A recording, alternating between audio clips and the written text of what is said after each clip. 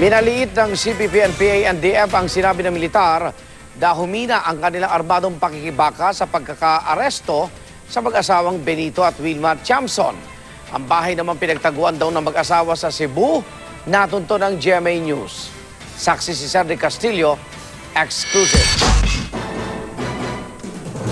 Sa gitna ng mga talahib, malapit sa ilang kapitbahay, ang compound na ito sa San Fernando, Cebu na ikinukubli ng matataas na bakod at pader ang pinagtaguan umano ng mag-asawang Benito at Wilma Austria Chamzon, mga nadakip na leader daw ng CPP-NPA-NDFP.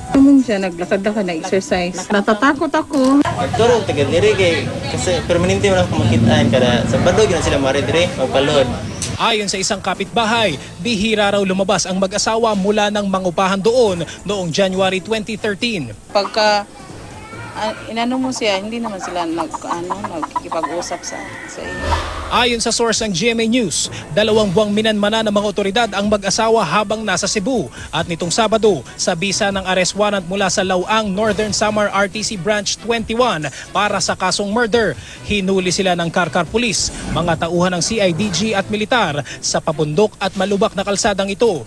Nakatakda rin daw umakyat ng bundok ang mag-asawa para sa 45th anniversary ng CPP-NPA-NDFP sa March 29. Boundary ng bayan ng Aligonsan at ng City of Karkar itong Barangay Saragosa at mismong sa bahaging ito ng kalsada, Sabado ng hapon itong nakaraan ay naaresto ang sinasabing leader ng Communist Party of the Philippines. Pinahinto yung sasakyan, yung susi, pinatapo namin. Okay. So, did they resist, sir? Wala namang resistance galing sa kanila, sir. Nakuha mula sa kanila ang matataas na kalibre ng baril.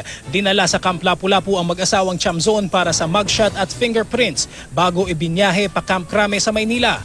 5 pang mga opisyal umano ng Communist Group ang naaresto rin ng mga otoridad. Para kay Pangulong Aquino, ang pagkakalambat sa mag-asawang Chamzon ang tinutukoy niyang big fish kapag nadakip at ikabibilib daw ng publiko.